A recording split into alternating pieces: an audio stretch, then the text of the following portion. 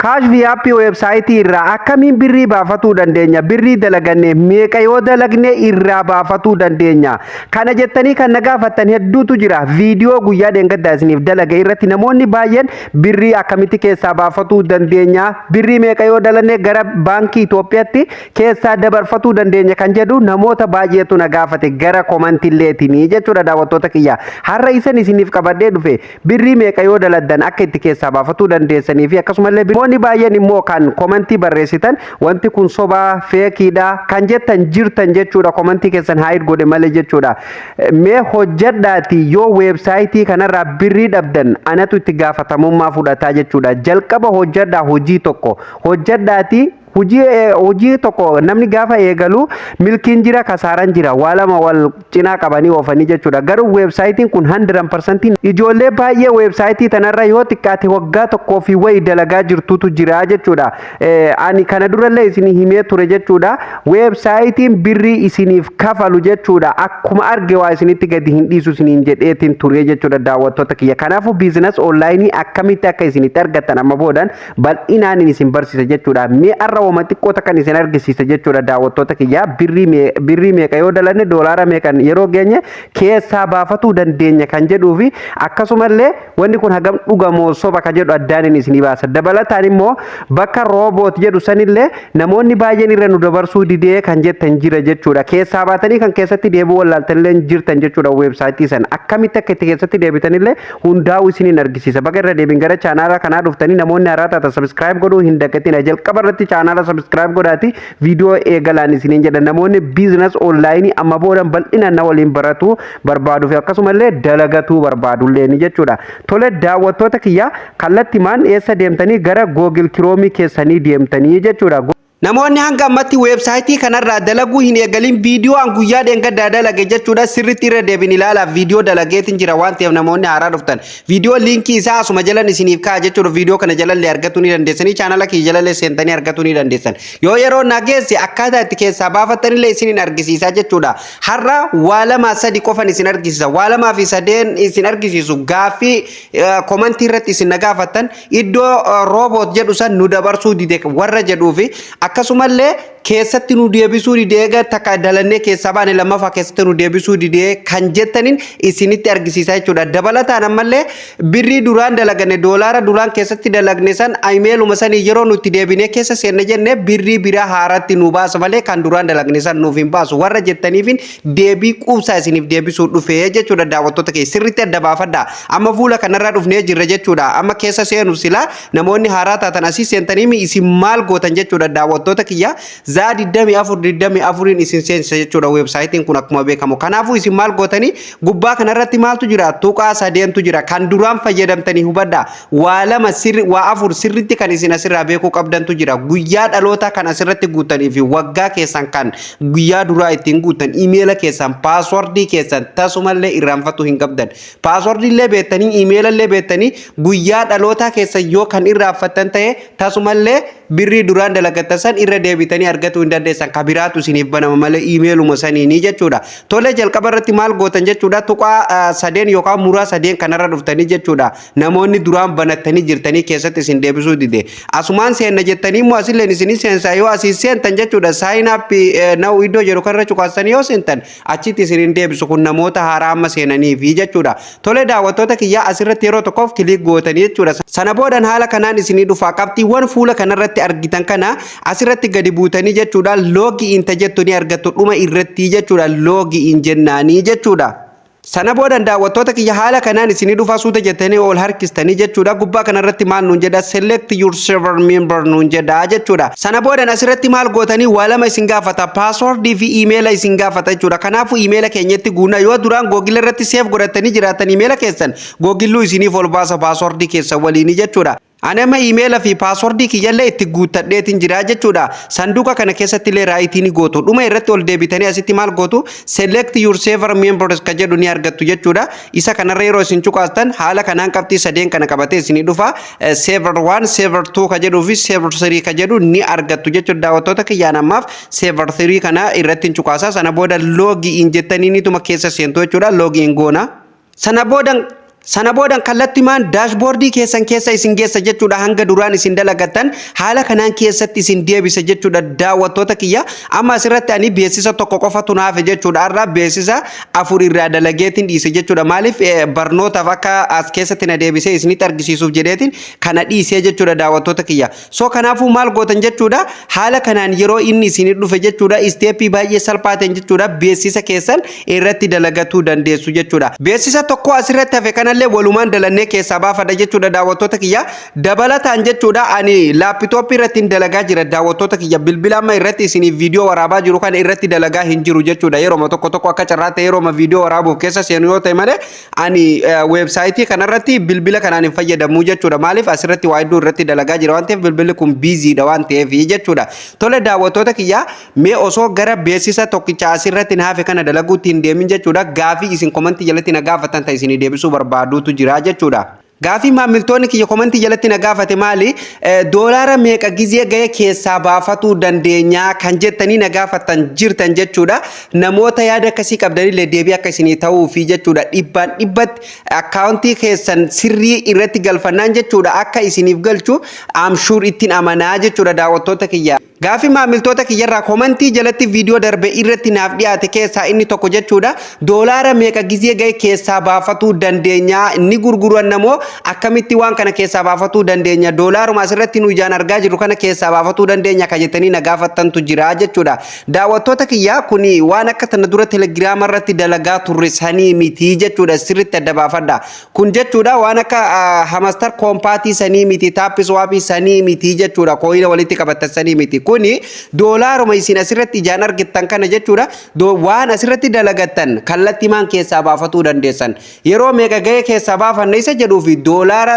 100 gaafa ga'e keessaa baafatuu dandeessan sanii gadi immoo doolaara 70 ol darbuu qaba dirqama doolaara 70 ol dalaguu qabdan jechuudha doolaara 70 ol daladanii yoo keessaa isiniif ba'uu dide ana gaafadha jechuudha isinii galee sirriitti jechuudha akkaataa isinitti keessaa baafattanillee yoo yeroo nageesse ammaa isin argisa yoo kiyyan hanqatte mootu viidiyoo paartii itti aanu keessatti qabadhee isinii dhufa jechuudha akkaataa withdraw keessaa itti godhatuu dandeessan jechuudha gaafa doolaara 100 dalagattanii jechuudha isteeppii baay'ee salphaa ta'e doolaara 100 dalaguun baay'ee salphaadha takkatti jechuudha guyyaa tokkotti akkaawuntii takkaanu doolaara 2 doolaara 3 argatta jechuudha yoo xiqqaate doolaara 2 ni argatta jechuudha guyyaa takkaan yoo yeroo jalqaba seentu taate keessa turuu baate websaayitii san keessa guyyaa takkaan doolaara 2 numa argatta jechuudha akkaawuntii takkaanii jechuudha okay keessaa baafattee ati keessaa baafattee jirta kan jedhuu fi dhibbatti keessaa baafadheetiin jira jechuudha ani ufii kiyyaa jechuudha isinii galee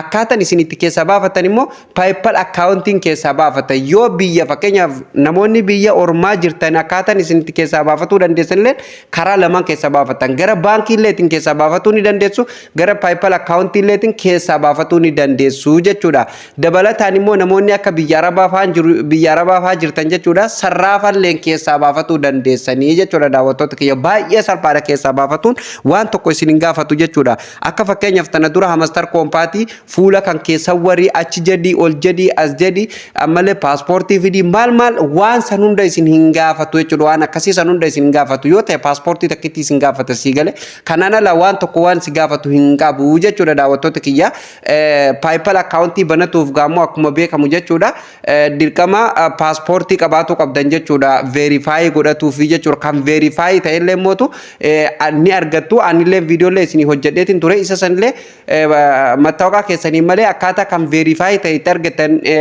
ni jira banatullee ni dandeessu garuu immoo birrii deposit godhuuf dirqama verify godhuu qabdanii jechuudha waraqaa eenyummaa keessaniitiin jechuudha eeyyama konkolaachisaa haa ta'u akkasumallee paaspoortii haa ta'u tokkoon dirqama verify godhuu qabdanii jechuudha san immoo viidiyoo bal'inaan hin qabadhe isinii dhufa jechuudha daawwattoota kiyya akkamitti akka PayPal isa sirrii ta'e jechuudha itti banattan viidiyoolee dalageen ture namoonni viidiyoo sanillee isin jalaa gadi fagaate viidiyoo gar fuulduratti illee komentii keessan ilaalee yoo namoonni baay'een PayPal akkaawuntii akkaataa isa sirrii itti banattan kan jedhu jechuudha yaada tokko isiniif hin qopheessa yeroon isiniif qopheesse achirra komentii ni kennatanii yaada keessan ilaalee viidiyoo bareechee isiniif hin hojjedha jechuudha dabalataan akkaataa itti birrii keessaa baafatan withdraw itti godhatan akkaawuntii kanarraa viidiyoo bal'iseetiin isiniif hojjedha eeggadha jechuudha daawwattoota kiyya. Namoonni baay'een immoo kan osoma hin hojjetin bara akkanumatti jechuudha soba feekiidha namoonni jettan ni jirtanii jechuudha. Kuni hamilee namaa buusuu yookaan hamilee nama ijoollee sirriitti dalagattu jechuudha. Hamilee buusuu yookaan mooraalii isaanii cabsuu jedhama jechuudha. Namoonni akkana komantii keessan haa godheetiin jira dhiifama naa godha.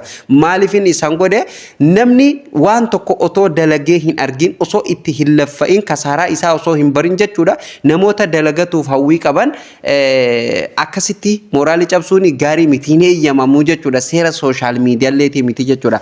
Waan tokko daladdee dhuma isaa arguu qabda jechuudha. Eega itti seente daladdee dhuma isaa arguu qabda. Namallee san booda namallee kijibaa jettee afaan namarratti dheeratu gaariidha jechuudha. Sigalee ani kana durallee irra deddeebiin kan isinitti himu akkaawwantoonni weebsaayitoonni akka Hamastar Koompaatii kan kooyina isinitti kennuu fi geemii taphatuun dhukkee isinirraa kaasuu sun birrii hin kaffalu. Soba yoo kaffalallee waan xinnoo kaffala jedheen dubbataa ture akkuma nan dubbataa ture akkasuma nu godhee jechuudha.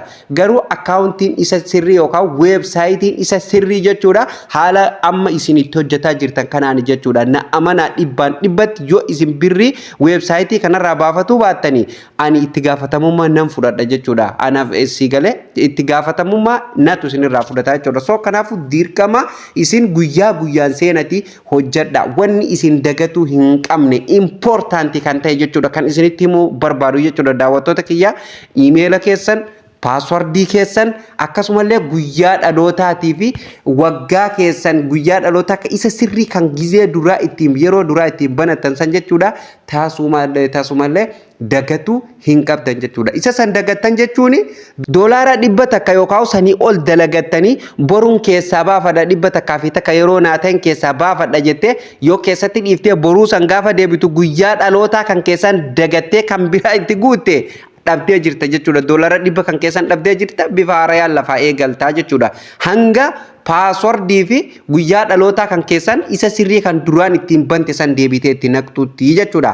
Akkasitti addanaa baafadha jechuudha daawwattoota. Kanaafu walumaan dalanna. Anillee mee bilbila kanarratti illee amma boodanii nan dalagaa guyyaa maaltu akka dabalamu sirriitti adda baafadha jechuudha. Amma booda isinumaaf jedhee bilbila kanarratti illee hojii nan eegalaa jechuudha daawwattoota kiyya. Beeksisa tokkicha kana dalageetiin jechuudha gara xumuraatti deema jechuudha. Kompleet iddoo jedhu ni cuqaastanii yeroo inni akkanatti isin fide irraa deebitan jechuudha. Of duuba ammallee kompleet gootu kunoo amma haala kanaan jechuudha. Barreeffama kana isiniif hinnaan ni eeggatu jechuudha. Daqiiqaa muraasaaf sakandii muraasaaf ni eeggatu. Haala konneekshina keessaniitiin yookaan neetworkii keessaniitiin wal qabata kallattiin kunoo amma jechuudha asirratti naaf lakkaayaa jira jechuudha. Daqiiqaa muraasa akka nu afannu nu gaafata jechuudha. Sakandii 35 naaf kenne jechuudha. Sakandii 35 kun hanga dhumutti ni eegganna. Beeksisni akkanaa kun yeroo isin irratti dhufe allaa'u gootanii eeyyama ittiin kenninaa jechuudha. Isin jeeqa bilook godha haala kanaan bilookii godhaati irraa deebi'a jechuudha. Sana boodan haala kanaan hanga sekondiin kun dhumatu ni eeggattan jechuudha daawwattoota kiyya. Sa'aatii 22 boodan weebsaayitii kana keessatti deebi'uu dandeessan. Eega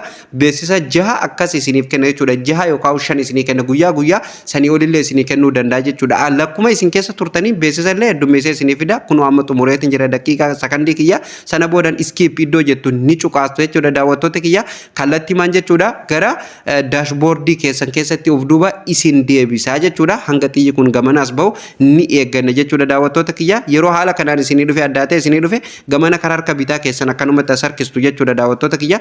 Karaa harka bitaa yeroo isin harkistan jechuudha daashboordii keessan keessatti haala kanaan isinii deebisa jechuudha. Kunoo amma beeksisni kiyya jechuudha haala kanaan jala kanaan jechuudha guutummaan guututu jechuudha kompleetir ta'ee jira. Zaa 22 boodan jechuudha weebsaayitii kana keessatti deebi'uu danda'a jechuudha daawwattoota kiyya.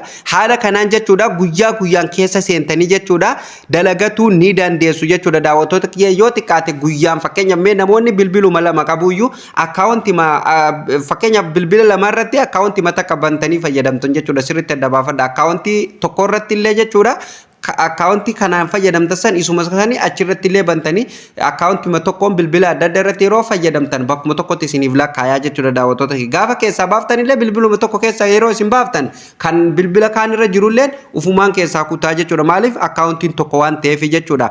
Haala saniin jechuudha irraa dalagatuu dandeessanii jechuudha. Guyyatti yoo xiqqaate namoonni bilbila lama qabuyyuu jechuudha yoo xiqqaate doolaara 5 daladan. Doolaarri 5 immoo har'a Itoophiyaatti birrii guddaadha. Yoo xiqqaate birrii 600 Itoophiyaa guddaadha jechuudha. Birrii 100 immoo Itoophiyaatti hangamitti akka argattanii beektanii miti. Akkas jechuudha daawwattoota kiyya sirriitti adda baafadha. Doolaarri 5 irraa Itoophiyaatti birrii guddaadha jechuudha. 600 ol taa'u jechuudha. Siigalee kanaaf haala kanaan salphatti jechuudha dalagatuu ni dandeessan jechuudha. Walumaan dalagnee walumaan guddanne jechuudha daawwattoota kiyya. Kanaafuu viidiyoo kanallee akka namoonni hedduun arganii irraa fayyadamaniif please share waliif godhuu hin dagatina. Namoonni chaanala keenyaaf haaraa taatan please subscribe godha. Namoonni baay'een hanga ammaa chaanala keenya kan subscribe osoo subscribe hin godhin na hordofaa jirtan jechuudha. Isa argaatiin jira hunda keessanuu jechuudha. Parsantaan 65 jechuudha namoota subscribe hin godhintu na hordofaa jira jechuudha. Hordoftoonni kiyya kan na hordofaa jiru parsantaa meeqa bichaatu na hordofaa jira jechuudha daawwattoota kiyya. So kanaafuu please subscribe godhuun na jajjabeessa. Subscribe godha, video like godha. Waan haaraa akka isinii fiduuf chaanala kana subscribe godhaati. Guddisaan isiniin jedha daawwattoota kiyya chaanala barnoota irra isiniif qabadee dhufellee asumarratti kan goola bamuutaa barnoota itti aanu namni walitti deebinutti nagaa ta'a.